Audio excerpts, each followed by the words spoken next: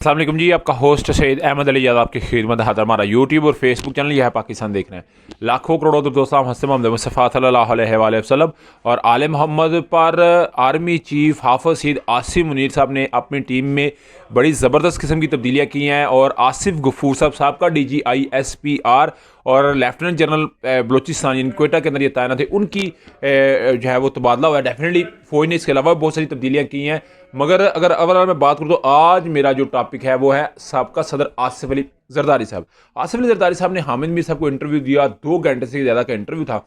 इस 2 घंटे से ज़्यादा इंटरव्यू के अंदर आसिफ अली जरदारी साहब ने ये बात पोर्ट्रेट करने की कोशिश की कि जो बिलावल भुट्टो साहब है वो मुझसे आगे ही आ गया, यानी कि वो मेरी बात नहीं सुन रहे।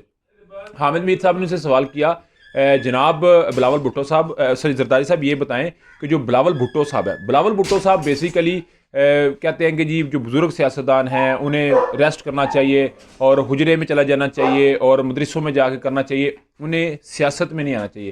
तो जिसके ऊपर आसिफ अली जरदारी साहब ने बकाया तौर पर हामिद मीर साहब को कहा कि अनट्रेंड है बिलावल भुट्टो साहब, अनट्रेंड है क्योंकि उन्हें अभी तक इन मामलों का नहीं पता और तजर्बा बहुत बड़ी चीज़ का नाम होता है। तो तजर्बा जो होता है वो किसी भी चीज़ का बड़ा एक अहम जुज़्व होता है। उन्होंने कहा जी वो बेसिकली अनट्रेंड है, उसकी मैं बात नहीं करूँगा। उसके अलावा उन्होंने कहा जी कि आजकल के तो बच्चे जो है वो अपने बाप को कहते हैं कि बाबा आपको क्या पता है, यानी कि जरदारी साहब ने ये बात शो करने की कोशिश की कि बिलावल भुट्टो मुझसे थोड़ा आगे निकल चुका है। इसके अलावा उन्होंने कहा वो समझते हैं कि अगर बिलावल भुट्टो साहब को मैंने खुल के ना खेलने दिया तो ये ना मेरी पार्टी छोड़ के चला जाए, वो निकल ना जाए, तो ये भी एक बड़ी बात है। उसके अलावा जरदारी साहब ने ये बात की कि तमाम सीटें मैं दूंगा क्योंकि मैं पार्टी का पार्लियामेंटेरियन चेयरमैन हूँ, वो तो सिर्फ पीपल्स पार्टी का, मैं तो ओवरऑल 4P वाला चेयरमैन हूँ। तो जो फैसले मैं दूंगा करूँगा वही मैंने टिकटें देनी है। मैं अपने इत्तेहादियों को ये बात दूंगा कि इत्तेहादी कंफ्यूज ना हो, मैं उनके साथ उनको लेके चलूंगा। उधर उन्होंने नदीम अफजल चंद साहब का पूछा हामिद मीर साहब ने कि वो कहते हैं जी कि जो निगरान हुकूमत है यानी कि मोहसिन नकवी साहब वो नून लीग क्या, तो जरदारी साहब ने कहा उस बेचारे को क्या पता,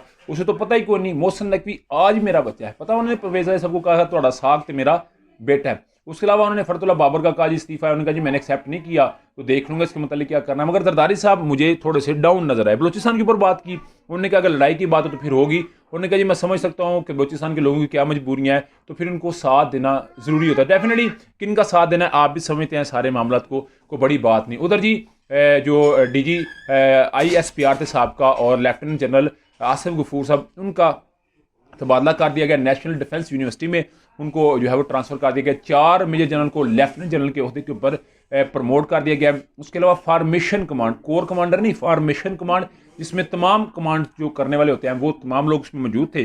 और इसमें ये बात कही गई है कि पिछले चंद दिनों के अंदर इस्तेहकाम आया है, उम्मीद आई है, लोगों में खुशहाली की एक लहर शुरू हुई है। उसके अलावा उनका जी कुछ ज़ाती मकासद के हसूल के लिए अगर को अपना मकसद अचीव करना चाहे तो हम उनको बिल्कुल ये करने देंगे, तो हम उसको इस चीज़ का सबक सिखाएंगे। तो डेफिनेटली कल फौज ने अपना एक नैरेटिव क्लियर किया और जिन जिन के लिए क्लियर किया आप भी समझते हैं, मैं भी समझता हूँ। मगर एक बड़ी अपडेट थी जो डेफिनेटली आपके साथ शेयर करने वाली बनती थी। अभी तक का व्लॉग था, अभी तक की अपडेट थी। व्लॉग की वीडियो पसंद आए तो फिर चैनल को लाइक सब्सक्राइब अपने दोस्तों शेयर कर लीजिए। नेक्स्ट वीडियो तक के लिए होस्ट को जल्दी अल्लाह। अस्सलाम वालेकुम।